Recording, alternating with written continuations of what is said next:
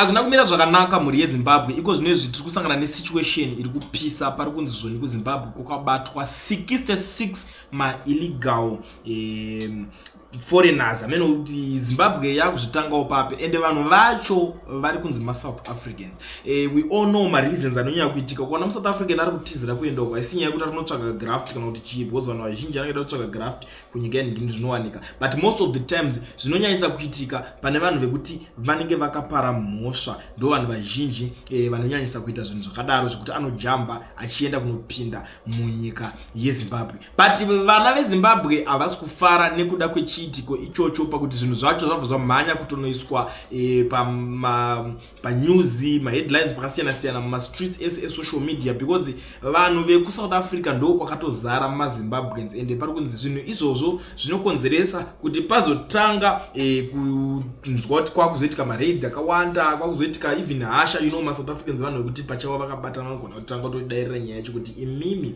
why muri kuita zvinhu zvakadaro, why muri kubata vedu pavanoya kwenyu asi venyu vakauya vari kungofamba vachingorarama. Like I always tell you guys kuti kuona uchinzi uri kugara munyika yakaita seSouth Africa unenge uchigara zvine tsitsi mukati, but pazvava iko zvinezvi zvakutoti vhundutsa mhuri yeZimbabwe kuti kana manje neZimbabwe yacho yakutiwo vanenge vamhanya kuenda ikoko vobva vamhanya kubatwa vachinzi ma-illegal nhingirikini pachanetsa ipapapo kunzi vakajamba nhingirikini saka takutovabata takuzovadididi. Kune vamwe madofo vanga vachikomenda nyaya iyoyo, vamwe vari kutoita repost, asi chokwadi chiripo ndechekuti zvichaparira vamwe vedu kana kuti vamwe maZimbabweans vanenge vachigara munyika iyoyo zvimwe zviya zvichipawa nekuti ndokune nhamba yakanhingira tori padisadvantage maZimbabweans because ndisu tinenge tichida kubatsirwa vanenge vatizawo zvavatiza, but yo muZimbabwe maunzi munhu akajamba nhingiriki inobva aterwa wabva anodai so panenge pachipisa. I mean something is about to happen, ndo zvandingangokwanisa ngokuudzai. It's bad news kuti nyaya dzakadaro kana pamuri kudziona is better kuti mutotaura nevanhu vacho kuti vatodzidonedza vasanyanyisa kudzitaura stereki, nekuti dzikanyanyisa kutaurwa dzikazobuda panhau dzavo pachanetsa 66 vanhu. But let's watch the space because atimboona kuti chichi chanyatsoitika panyaya iyoyi, but inini hangu honestly speaking kutaura chokwadi chapo haina kundifadza nyaya iyoyo. Handinombozvisekerera kuti zvinge zvichizonzi pari kutaurwa zonzi aiwa vazobatwa chichi.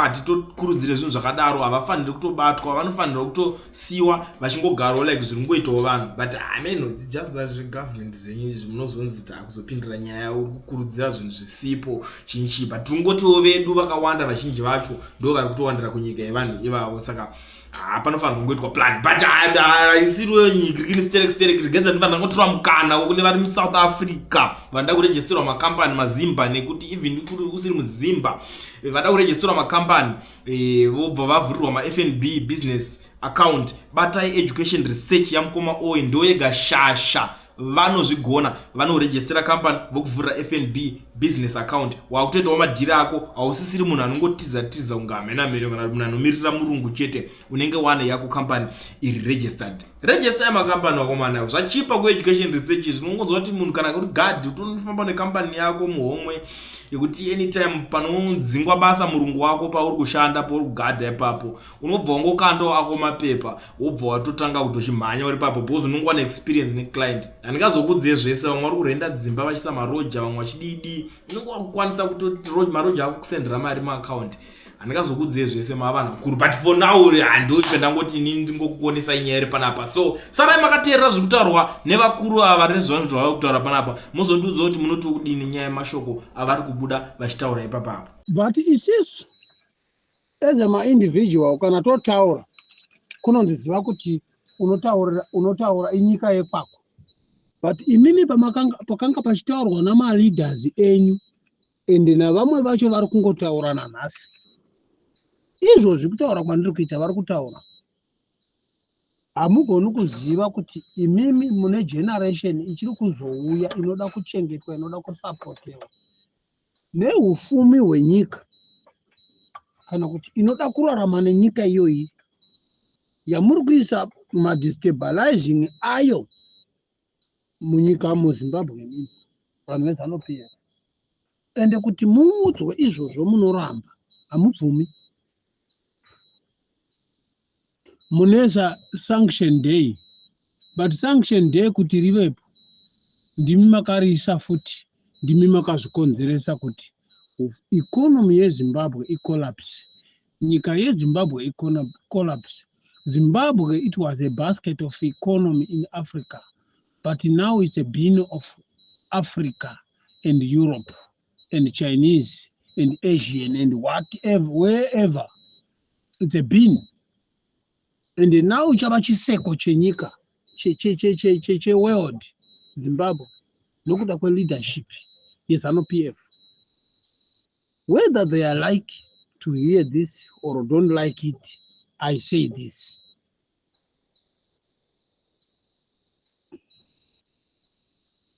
Hatidye chomoro inokunyara kuti anga hatidye hedu nokuti tinotisha kuroiwa. Kana tichiroiwa ngatiroiwe, kana tichiurawa ngatiurawe neZANU-PF. Atataura chokwadi. Nine.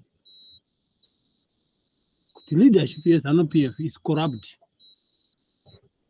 That's why muchi-adapta vanhu, muchitocha vanhu, muchiuraya vanhu, muchinyangarisa vanhu. Nokuti hamudi kuudzwa huori hwenyu. Message yeZANU-PF. Hamudi kuudzwa huori hwenyu. Hamudi kuudzwa kunzi hatichakudii. Hamudi kunzwa munhu anotaura kuti ZANU-PF haichaiti. Although we knows ZANU-PF yakaisa utongo hwemablack munyika, but hatina kuti mutisungirire muhuro kuita sebhera kana kuti senecklace. Zvokusungirirwa muhuro ndozvatisingadi. Necklace nekey ndo inoiswa nechembere muhuro, kana wallet yefoni chembere ndo dzinoisa muhuro, kana bhera remombe kana rembudzi kana rehwai ndo zvinosungirirwa muhuro.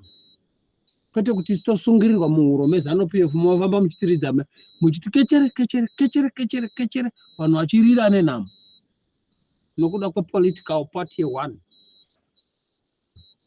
That is nonsense. Nonsense. Bullshit.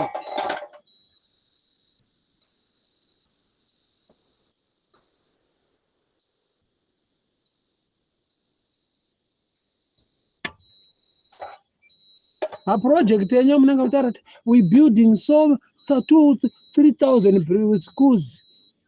3,000 schools demunoka build adiri kupi. Nema hospitals amaka build. Aivana kuti vachichera makomba kunana Ruwa, kunana Kupikoso, kunana Chivi, kunana Mberengwa meso.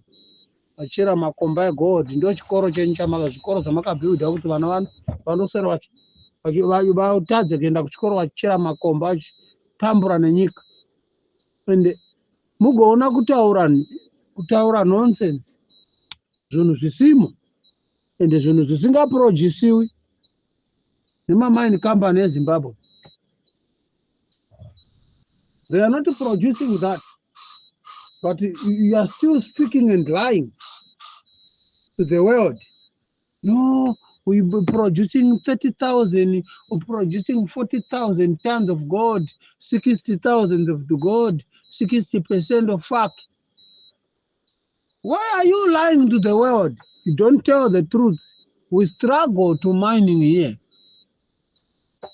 We struggle to put the economy on front because of things they are not going right here. You have keep and fucking lie. Nonsense. Bastard bullshit.